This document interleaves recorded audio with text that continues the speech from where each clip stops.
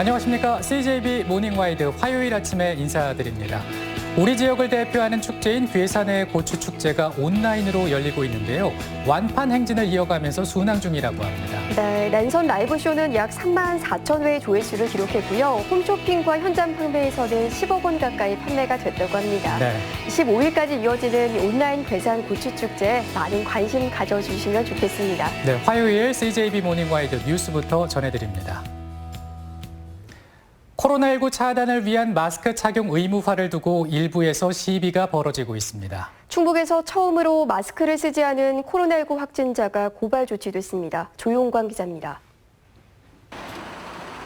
지난달 4일 오후 1시 46분쯤 80대 A씨는 마스크를 쓰고 시내버스에 탔지만 자리에 앉아서는 마스크를 코 아래로 내립니다. 하차할 때까지 34분 동안 이른바 턱스크 상태였던 A씨는 나흘 뒤 코로나19 확진 판정을 받습니다. 청주시는 지난 5월 30일 발령한 시내버스 내 마스크 착용 의무화 행정명령을 근거로 A씨를 경찰에 고발했습니다. 만약에 버스를 탔을 때에는 저희가 이제 그 탑승 시나 아니면 탑승 중간에 마스크를 벗었다. 그러면 저희가 그 마스크 미착용에 대해서 불이익을 주고 있고요. 마스크를 쓰지 않은 시민을 신고하는 사례도 늘고 있습니다. 지난달 말까지 경찰에 접수된 마스크 미착용 신고 건수는 155건에 달합니다. 또 지난 5월에는 마스크를 쓰라는 버스 기사를 폭행한 60대가 입건되는 등 크고 작은 마스크 시비도 이어지고 있습니다. 마스크를 쓰지 않는 개인의 자유도 참 중요하지만 개인의 건강이나 타인의 건강을 위해서는 마스크 쓰는 것이 가장 중요합니다. 공동체 의식을 갖고 한편 오는 10월 13일부터는 충청북도의 행정명령과 감염병 예방법 개정에 따라 일상생활을 제외한 모든 실내외에서 마스크를 쓰지 않으면 10만 원의 과태료가 부과됩니다. CJB 뉴스 조용광입니다. 학생들이 코로나19에 확진되면서 전면 원격 수업이 진행됐던 청주와 옥천 지역 학교들이 어제부터 부분적인 등교 수업에 들어갔습니다.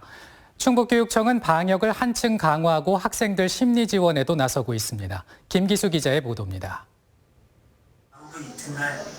텅 비어있던 교실이 모처럼 활기를 되찾았습니다. 마스크를 쓴 학생들은 선생님의 수업에 귀를 기울입니다. 지난달 청주와 옥천 지역에서 코로나19에 확진된 학생들이 나오면서 2학기 시작과 함께 고3을 제외한 모든 학년이 원격 수업에 들어갔는데 이번 주부터 다시 등교 수업이 가능해진 겁니다. 더 미뤄질까 봐 걱정도 많이 했었고 원격 수업을 하면서 불편한 점들도 많았기 때문에 빨리 등교를 하고 싶다고 생각을 했었는데 그래도 이렇게나마 등교를 하면서 함께 수업할 수 있어서 유치원과 초중학교는 3분의 1, 고등학교는 3분의 2의 밀집도를 유지하게 됩니다. 거리두기 2단계 방침에 따라 전면 원격 수업이 유지되는 20학급 이상 초등학교를 제외한 145곳에서 등교 수업에 들어갔습니다. 충청북도 교육청은 전문 심리 상담도 강화하고 있습니다. 코로나에 확진된 학생이나 불안감을 느끼는 학생들이 대상입니다. 학교에서 담임 선생님을 중심으로 해서 상담 활동을 강화하고 있고 전문 상담위를 통해서 온라인 상담이나 직접 방문해서 치료하는 등의 선제적인 조치를 취하고 있습니다. 현재까지 코로나19 검사를 받은 도내 학생은 6,200여 명으로 이 가운데 6명이 양성 판정을 받았습니다. CJB 뉴스 김기수입니다. 코로나19 발생 이후 헌혈 부족으로 일선 의료 현장의 어려움이 커지고 있습니다. 적십자사 충북혈액원이 급기야 아파트 단지를 찾아 단체 헌혈 캠페인에 돌입했는데요.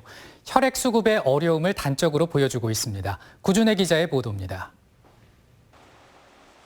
이동원 열차가 청주시 오창읍에 있는 아파트 단지를 찾았습니다. 장대비가 내리는 궂은 날씨에도 주민들의 발길이 꾸준히 이어집니다. 적십자사 충북혈액원이 아파트에서 헌혈 행사를 마련하는 것은 이번이 처음입니다. 아파트에서 한다고 해서 좀 기회가 돼서 오게 되었습니다. 오랜만에 해서 뿌듯한 기분도 있고 좋은 것 같습니다. 혈액원이 직접 주민을 찾아 나선 건 코로나19로 혈액 수급에 어려움을 겪고 있기 때문입니다. 올 들어 지난달 말까지 충북의 헌혈자 수는 5만 6천여 명으로 지난해 같은 기간과 비교해 11%가량 줄었습니다. 혈액제고량이 적정치에 못 미친 날이 지난 3개월간 67일이나 될 만큼 상황이 심각합니다. 헌혈의 대부분을 차지했던 군부대와 학교 등의 집단 헌혈이 재택근무와 온라인 수업 등으로 급감한 탓입니다. 대안으로 마련한 것이 아파트 단지를 대상으로 한 찾아가는 헌혈입니다. 아파트 헌혈을 계기로 해서 청주시나 아니면 충북도 도민 여러분들의 전체적인 헌혈 참여율을 많이 좀 높일 수 있는 그런 계기가 되었으면 합니다. 충북 지역 전체 아파트 단지 수는 616곳.